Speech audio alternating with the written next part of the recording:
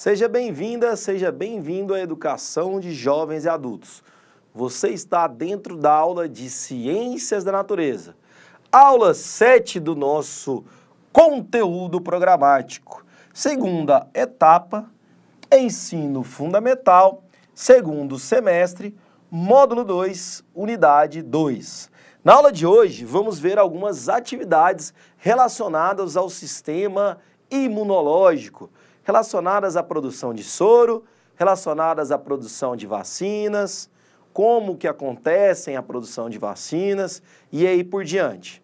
Então, antes de iniciar essa aula e as atividades propriamente ditas, convido a você para uma revisão simples e básica do que é um soro. Lembrando a vocês aí, como exemplo, podemos dar o soro antiofídico, usado contra a picada de serpente de cascavel ou contra a picada de uma aranha, aí ele se transforma em um soro antiaracnídico. Ah, professor, eu lembrei então das suas aulas anteriores. Veja, na produção de soro, nós utilizamos um animal, no caso aqui o cavalo. Então, quando eu vou produzir um soro, e aí eu estou tratando de um processo de imunização aqui, eu vou colocar antígenos, por exemplo, de um veneno da picada de uma cascavel. Ou seja, o soro é bastante específico nesse sentido. Então, ao extrair ali o veneno da serpente, eu aplico neste animal, no caso aqui, um cavalo. Eu vou esperar determinado tempo para que os anticorpos produzidos no cavalo atinjam uma quantidade adequada. A partir de então, eu faço o processo de extração do sangue do cavalo e através de processos de química relacionados a laboratórios, eu vou fazer também a extração de células sanguíneas. E dessas células sanguíneas, eu vou ver os anticorpos contra o veneno e o plasma sanguíneo extraídos, por exemplo, de uma centrifugação. E esses anticorpos que são produzidos por esse animal que me interessam e eles vão ser usados na produção de soro. Hoje, no Brasil, nós temos o Instituto Butantan, localizado em São Paulo, que é referência mundial na produção de soro antiofídico e antiaracnídeo contra picadas de determinadas aranhas que têm veneno. Porque se a aranha não tem veneno, não vai precisar do soro. Então, são as aranhas venenosas, bem como as serpentes venenosas também são produzidas lá. Instituto fantástico. Recomendo vocês entrarem, inclusive, no site do Instituto Butantan para fazer mais buscas, aprofundar o seu conhecimento na produção de soro e também de vacina. Já que a gente falou de vacina, vem aqui comigo para a gente entender de uma forma simples que foi extraída desse site aí, o PROPEC, como que seria o processo de uma forma simplificada da vacina, ok? Então, eu tenho aqui no estágio 1 um processo de concentração ou concentrado viral, onde, muito especificamente, o cientista vai determinar qual que é a doença que ele quer elaborar a vacina ou que ele pretende desenvolver aquela vacina. A partir disso, vem uma outra fase, que eles denominaram aqui de formulação dessa vacina, produção dessa vacina, né? Vai fazer alguns testes, ver se vai funcionar ou não. Algumas pessoas vão verificar e depois vão fazer o invase dessa vacina, envasar a vacina, armazenar em recipientes, inclusive adequados, com temperatura, pressão, condições ótimas para que ela não perca. A partir disso, eu tenho aqui uma aprovação da Anvisa. Então, a Anvisa precisa aprovar para depois fornecer para a população. Aí eu vou ter ali o processo de embalagem, armazenamento e o processo de rotulagem, onde vai colocar os rótulos para saber para onde que vão essas vacinas, qual população que irão atingir. Outro esquema bastante interessante, extraído aí da internet, nós temos aqui como funcionam as vacinas.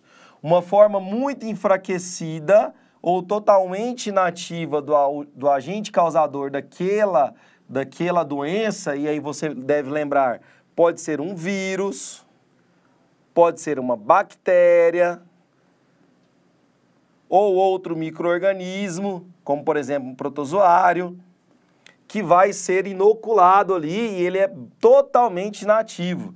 E aí a doença, nesse caso, vai fazer com que seu corpo crie um sistema de defesa e gere uma resposta com células denominadas anticorpos, que são as células de defesa do seu corpo. Ao contrário do soro, aqui o seu próprio corpo vai produzir os anticorpos.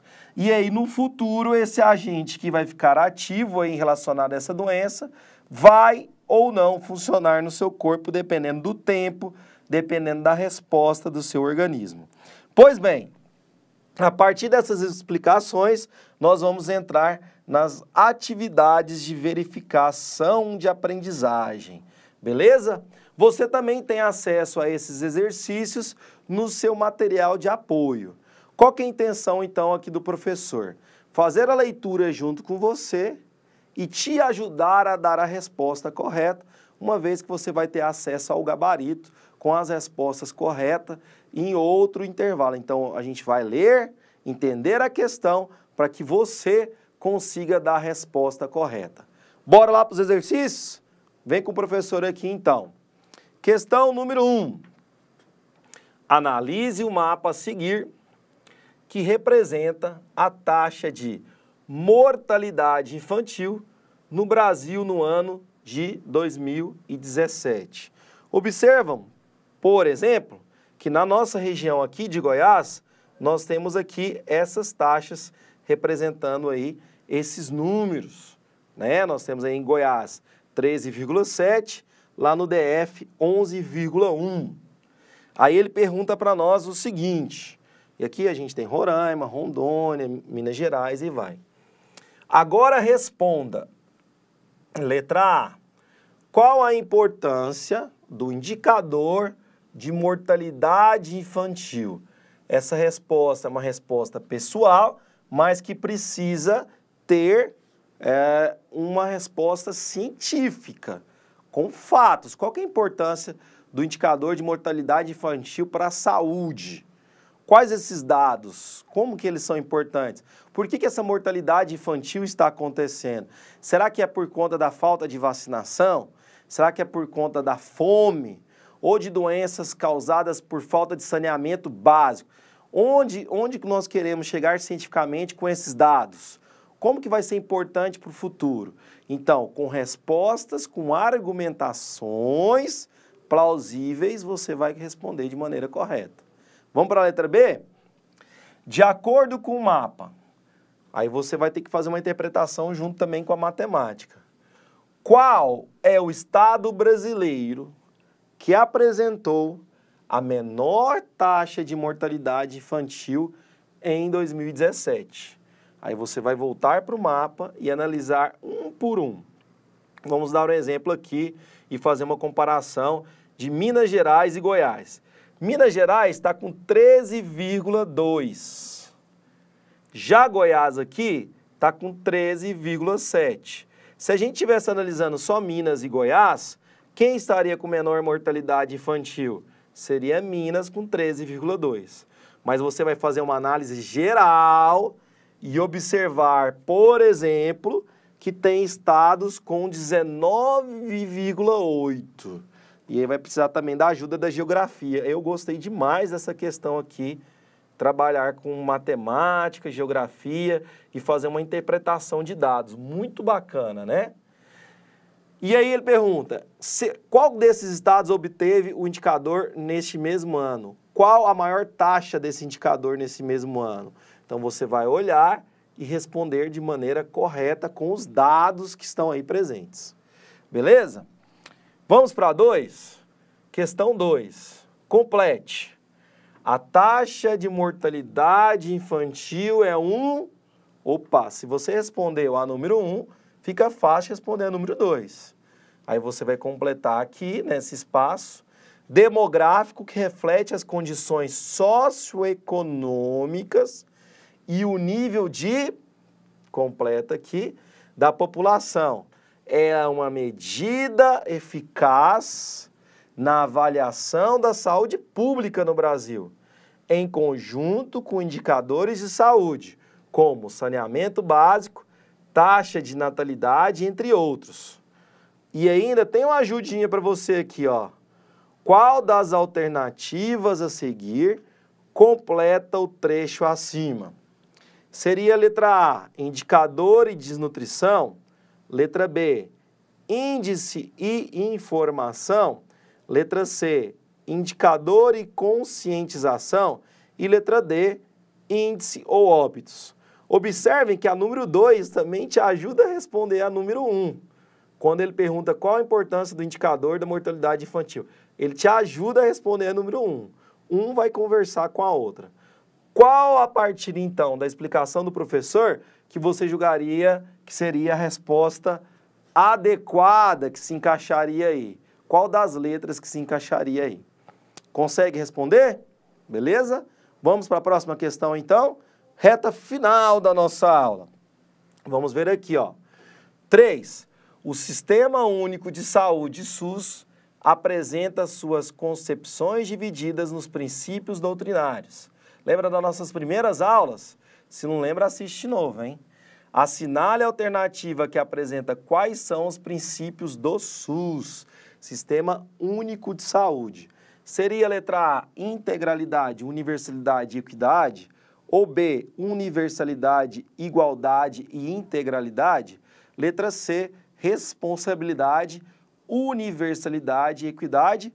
Ou letra D, integridade, suplementação e universalidade? Qual dessas que você julgaria que seriam os princípios do SUS? Lembrando que a gente também viu isso nas nossas aulas. Número 4, considerando as doenças a seguir, qual delas pode ser evitadas por procedimentos representados na imagem? Sífilis, dengue, gripe ou febre amarela? Qual delas poderia? No seu material, que você recebeu em PDF, possivelmente tem a imagem. Inclusive, eu vou fazer o download dela para a nossa próxima aula, que vai ser a sequência dessa. Não apareceu aqui para a gente, mas a gente complementa e inicia a nossa aula com o número 4. Fechou? Bacana demais, galera? Beleza, chegamos então no final da nossa aula, onde vimos aí rapidamente um resumo de produção de soros e vacinas e já iniciamos os nossos exercícios, nossas atividades. Na nossa próxima aula, iniciaremos com o exercício número 4, onde vamos trazer a imagem que ficou faltando para vocês e complementação do nosso conteúdo de ciências da natureza. O grande abraço do professor aqui que vos fala. Até mais. Tchau, tchau.